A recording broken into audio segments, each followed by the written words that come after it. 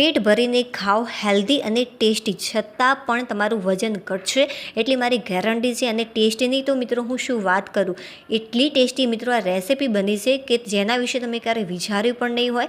ચોક્કસ એકવાર બનાવજો બાળકો માટે, અને ખાસ કરીને જેનું વજન વધારે છે એ તો ખાસ ચોક્કસ આ રેસિપી બનાવજો. તો આ રેસિપી બનાવવા માટે સૌથી પહેલાં ફોતરાવાળી મગની 1 વાટકી જેટલી દાળ અને 1 વાટકી જેટલા ખીચડીયા ચોખા લેવાના છે. તમે કોઈ પણ ચોખા આની અંદર એડ કરી શકો છો. હવે પાણી એડ કરીશું 2 થી 3 ગ્લાસ જેટલું, અને સારી રીતે આને એકવાર વોશ કરી લેવાના, અને જે ગંદુ પાણી છે એને એકવાર આપણે દૂર કરી દઈશું. હવે આપણે આની અંદર ફરીથી પાણી એડ કરીશું સારા એવા પ્રમાણમાં. તો લગભગ 4 ગ્લાસ જેટલું મેં આની અંદર પાણી એડ કર્યું છે. અને હા મિત્રો, આને પલાળવાના કઈ રીતે બધી જ પ્રોસેસ એકદમ ધ્યાનથી જોજો, કે જેથી પહેલી જ વારમાં એકદમ આ રેસિપી પરફેક્ટ રીતે તૈયાર થાય. ગેસ ઉપર તમારે આને ગરમ કરી દેવાના. અત્યારે હું ઇલેક્ટ્રિક સગડીનો ઉપયોગ કરી રહી છું. તો બસ આને આપણે હાથ વડે ટચ કરી શકીએ તેટલા મગને ગરમ કરવાના. જો તમારે ગરમ ન કરવા હોય તો તમે રાત્રે પણ આને પલાળીને રાખી શકો છો, બટ અત્યારે હું 1.5 કલાક માટે આને રહેવા દેવાની છું, એટલા માટે મેં ગરમ કર્યા છે. હવે આની અંદર અડધી ચમચી જેટલું મીઠું એડ કરી સારી રીતે મિક્સ કરી ઢાંકી અને 1.5 કલાક માટે સાઈડમાં મૂકી દઈશું. તમે 1 કલાકની અંદર પણ તૈયાર કરી શકો છો.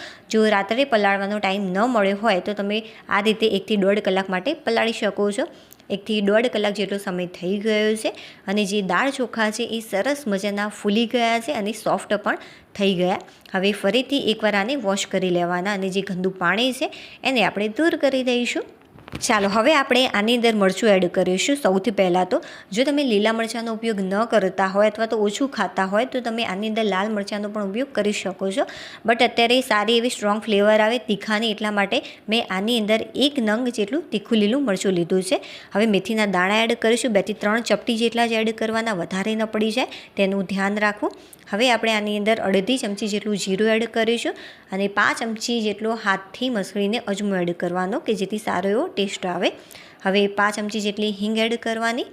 સ્વાદ અનુસાર મીઠું એડ કરી દઈશું. 5 ચમચી કરતાં મેં થોડુંક વધારે મીઠું એડ કર્યું છે, અડધી ચમચી જેટલું. હવે આપણે મોટા ટુકડામાં કટ કરીને કોથમીર એડ કરીશું. તો લગભગ મેં પાવ વાટકી જેટલી આની અંદર કોથમીર એડ કરી છે. એક ખીરામાંથી આપણે એક નહીં બટ 2 રેસીપી તૈયાર કરવાના છે. બહુ જ સરસ તમને લાગશે આ બંને રેસીપી. તો બંને રેસીપી ધ્યાનથી જોજો. હવે આપણે લઈ લઈશું એક મિક્સર જાર, અને મિક્સર જારની અંદર અમુક વસ્તુ પણ હજી એડ કરવાની છે. એ કઈ કરવાની છે ચોક્કસથી જોઈ લેજો. હવે આપણે બધું જ મિક્સર આની અંદર એડ કરી દઈશું. ત્યાર પછી મિત્રો, જે વાટકીની મદદથી આપણે દાળ ચોખા એડ કર્યા છે, બસ એ જ વાટકીની મદદથી આની અંદર પાણી એડ કરવાનું.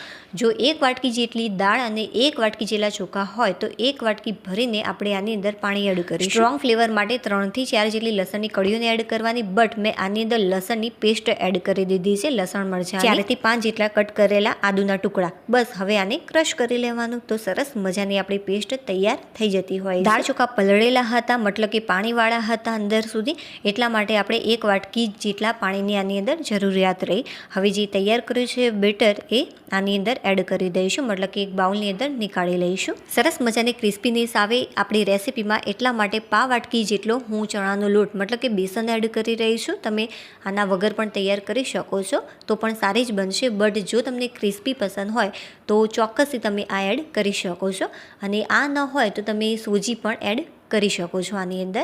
હવે સારી રીતે આને મિક્સ કરી લઈશું. એ રીતે મિક્સ કરવાનું કે આની અંદર ગાંઠો ન રહે. તો બસ મેં આને સારી રીતે મિક્સ કરી લીધું છે. મીઠું મને ઓછું લાગ્યું એટલા માટે મેં આની અંદર ફરીથી એડ કર્યું. ત્યાર પછી આપણે અડધા જેટલા લીંબુનો રસ એડ કરી દઈશું. તમે આ રેસીપી પાણીની જગ્યાએ છાશનો પણ ઉપયોગ કરી શકો છો. જો લીંબુનો રસ એડ ન કરવો હોય, કદાચ લીંબુ ન હોય ઘરમાં, તો પાણીની જગ્યાએ તમારે 1 વાટકી ભરીને છાશ લઈ લેવાની. હવે બસ સારી રીતે મિક્સ કરી અને આને એકવાર ફેટી લઈશું સારી રીતે. ચાલો આની થિકનેસ જોઈ લઈએ. તો આની જે થિકનેસ છે આટલી પરફેક્ટ છે. જો જાડી હશે તો ચાલશે, બટ બહુ પાતળી નહીં કરી દેતા આની થિકનેસ, કેમ કે જે આપણે અત્યારે રેસીપી તૈયાર કરી રહ્યા છે એ સારી નહીં બને. જો વધારે પડતી પાતળી થઈ જશે તો જે મેં માપ આપ્યું છે પાણીનું એ જ પ્રમાણે તમે ફોલો કરશો તો પહેલી જ વારમાં એકદમ પરફેક્ટ આ તૈયાર થશે. હવે અડધું જે મિક્સર છે એ આપણે અલગ બાઉલની અંદર નીકાળી લઈશું, અને અડધું મિક્સર મેં એમ જ રહેવા દીધું. હવે આ મિક્સરની અંદર 2 ચમચી જેટલી ઝીણી કટ કરેલી કોબીજ, 2 ચમચી જેટલા ઝીણા કટ કરેલા ટામેટાં, 1 થી 2 ચમચી જેટલી ઝીણી કટ કરેલી ડુંગળી, થોડી કાકડી અને થોડી કોથમીર એડ કરીશું, 1 થી 2 ચમચી જેટલી. સારી રીતે એકવાર આને મિક્સ કરી લેવાનું. ચાલો હવે આપણે સાઈડમાં મૂકી દઈશું. તેલ વગર આપણે આ રેસીપી તૈયાર કરવાના છે, એટલા માટે માટે મેં નોનસ્ટિક પેન લીધું છે. જો તમારા જોડે નોનસ્ટિક પેન ન હોય તો લોખંડની તવી ઉપર પણ તમે તૈયાર કરી શકો છો. બટ હા, લોખંડની તવીનો ઉપયોગ કરો તો 1 ચમચી જેટલું તેલ એડ કરી કોઈ પણ કપડાની મદદથી એને સાફ કરી લેવું. તો એકદમ સામાન્ય ગરમ થાય તરત જ તમારે 1 કણસી જેટલું આની અંદર બેટર એડ કરી અને સરસ મજાનો ઢોસો આ રીતે પાડી લેવાનો છે. મતલબ કે ઢોસો આ રીતે તમારે બનાવી લેવાનો.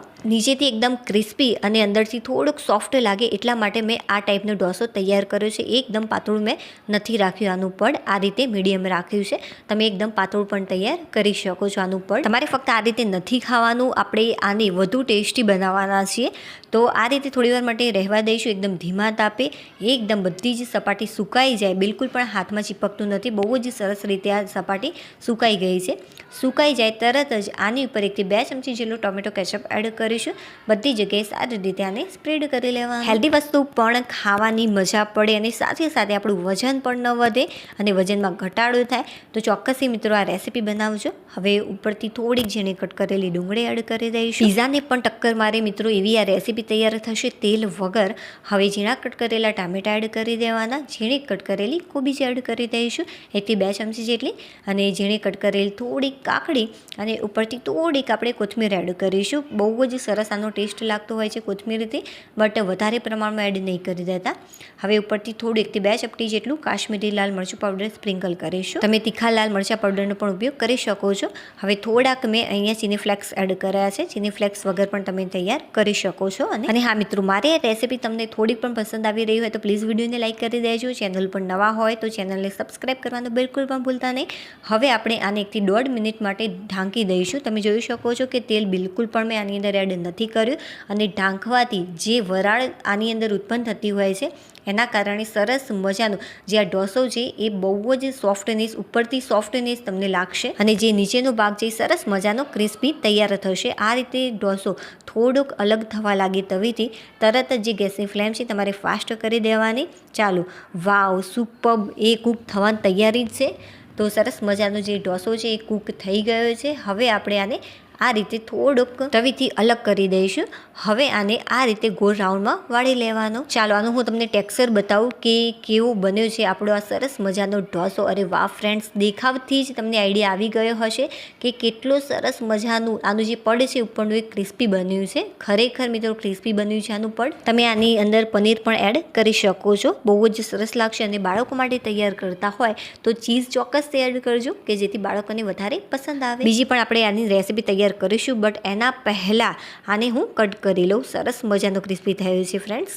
વાવ, સુપર, બહુ જ સરસ મજાની શાઇન પણ આવી છે તેલ એડ કર્યા વગર પણ. જ્યારે પણ મિત્રો તમે ઢોસો કે સેન્ડવિચ બનાવો છો ત્યારે ચપાતી બિલકુલ પણ એને કટ નહીં કરતા. આ રીતે જો તાવેતાની મદદથી કટ કરશો તો ઇઝીલી એ કટ થઈ જશે. ચાલો ટેસ્ટ કરી સાચી માહિતી આપું કે કેવો બન્યો છે આપણો આ ઢોસો.